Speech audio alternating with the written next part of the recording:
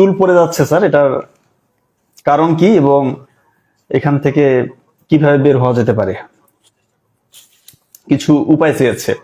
তো আসলে দেখেন, চুল পড়ার কিন্তু অনেকগুলো কারণ রয়েছে। হ্যাঁ, তো এটা নিয়ে আমরা এর আগে অনেক আলোচনা করেছি। মূলত এক নাম্বার কারণ হিসেবে আমি যেটা দেখি সেটি হচ্ছে যে এখন কিন্তু মানুষ খুব বেশি স্ক্রিন টাইম নিচ্ছে, মোবাইলে এত বেশি আসক্ত, কোন দিক দিয়ে টাইম চলে যাচ্ছে সে নিজেও জানে না। রাত জাগতেছে, রাত পার হয়ে যাচ্ছে, 2টা 3টা বেজে যাচ্ছে, তারপরে ঘুমাচ্ছে না।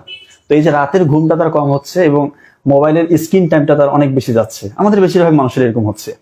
এটা কিন্তু চুল পড়ার একটা অন্যতম কারণ। এরপর দেখবেন বিভিন্ন কারণে এই যে আমরা দুনিয়া দুনিয়া দুনিয়া করছি, আখিরাতের চিন্তা খুব একটা নাই, দিন ইসলাম থেকে আমরা অনেক দূরে চলে যাচ্ছি। এই যে দুনিয়া দুনিয়া করার কারণে কিন্তু দেখবেন আমাদের স্ট্রেস, অ্যাংজাইটি, ডিপ্রেশন এই লেভেলগুলো বাড়ছে ধীরে ধীরে। এবং এই প্রত্যেকটা ফ্যাক্টর যেটা আমি বললাম, স্ট্রেস, অ্যাংজাইটি, ডিপ্রেশন, এগুলো কিন্তু চুল পড়ার অন্যতম একটা কারণ।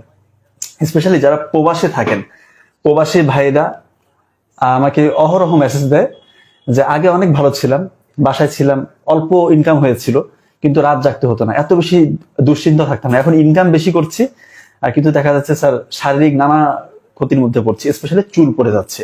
এখন যদি আমি চুল পড়া নিয়ে বলছি, আমি চুল পড়াটাই শেষ করি।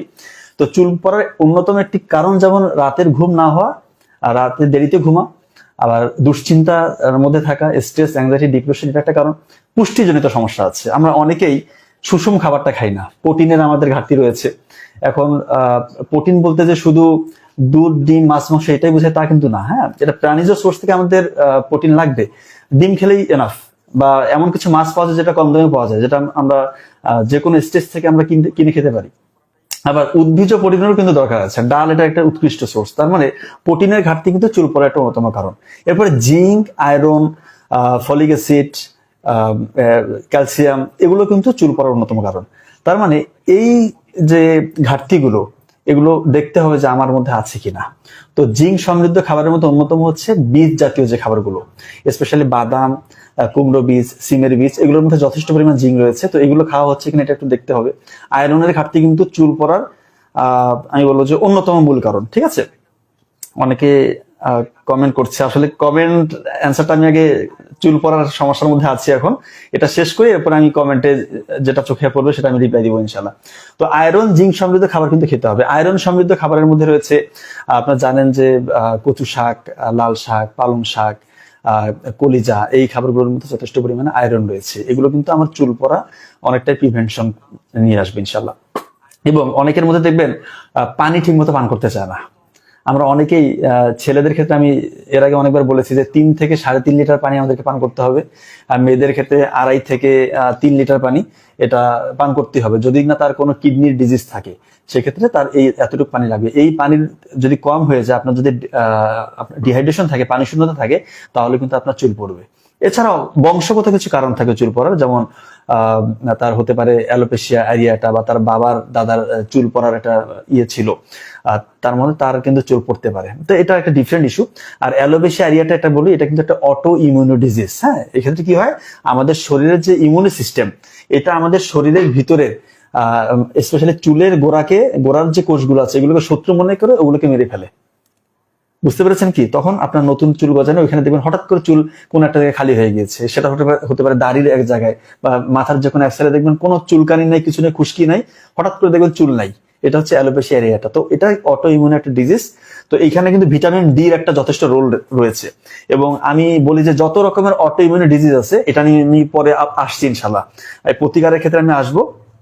অটোইমিউন ডিজিজ থেকে শুরু করে যে কোনো আপনার যেমন হেয়ার ফল, সোরিয়াসিস, হ্যাঁ, এরপরে রিউমাটয়েড আর্থ্রাইটিস, এসএলই, এই যে ডিজিজগুলো অটোইমিউন ডিজিজ, এগুলোতে কিন্তু ভিটামিন ডি এর একদম ক্রুশিয়াল রোল রয়েছে। এটা আমি কিছুক্ষণ পরে ইনশাআল্লাহ আলোচনায় নিয়ে আসবো। তো চুল পড়ার মোটামুটি এগুলো হচ্ছে বলা চলে যে মূল কারণ। এছাড়া কিছু ড্রাগ থাকে, যেমন স্টেরয়েড, যদি কেউ অযাচিতভাবে স্টেরয়েড নেয়, আবার প্রয়োজন নেই অ্যান্টিবায়োটিক নিচ্ছে, এটাও কিন্তু চুল পড়ার কারণ হতে পারে। আবার অনেকের আল্লাহ মাফ করে ক্যান্সার হয়ে গেলে তাকে কিমোথেরাপি নিতে হয়, তারও কিন্তু চুল পড়ে যাবে। তো এগুলো হচ্ছে মূল কারণ। তো প্রতিকারটা আপনারা বুঝতেই পারছেন, কারণগুলোকে যদি আমরা ইনশাআল্লাহ ফাইন্ড আউট করে ওটাকে অ্যাভয়েড করতে পারি, তাহলে কিন্তু প্রতিকার হয়ে যাবে। আপনি পর্যাপ্ত পানি পান করেন, রাতের ঘুমটা ইনশিওর করেন। যদিও আজকে আমরা দেরিতে লাইভে এসেছি, 10:10-15 চলে এসেছি, এটা উচিত হয়নি, কিন্তু আসলে সময়ের স্বল্পতার কারণে কোনো করারও থাকে না আমার ক্ষেত্রে। আপনারা যারা আর্লি ঘুমান, আপনাদেরকে স্বাগতম, আপনারা অবশ্যই ঘুমিয়ে যাবেন, এই লাইভটা চাইলে পরেও দেখতে পারবেন, ঠিক আছে? আপনারা ঘুমিয়ে যেতে পারেন। যেটা বলছিলাম, রাতের ঘুমটা ইনশিওর করবেন। প্রবাসী ভাইরা, আপনারা অনেক পরিশ্রম করছেন। অনেকে বলে যে স্যার মাসে 15টা নাইট ডিউটি, ইভেন এমনও আছে যে সপ্তাহে নাকি 5 দিন নাইট ডিউটি করে। এটা কেমন কথা? আমরা তো অ্যানালাইসিস করে দেখেছি, মাসে সর্বোচ্চ একটা নাইট কিভাবে কভার করবেন সেটা আমি জানি না।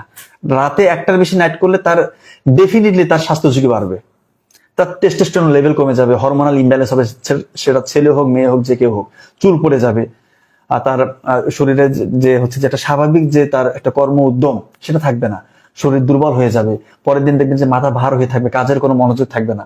তার মানে রাতের ঘুমটা আপনাকে ইনশিওর করতে হবে। এবং স্ট্রেস, অ্যাংজাইটি, ডিপ্রেশন, এগুলো ভাই চুল পড়ার থেকে শুরু শুধু শুধু না, আমাদের পুরো মানে সিস্টেমটাকে একদম লস করে ফেলে।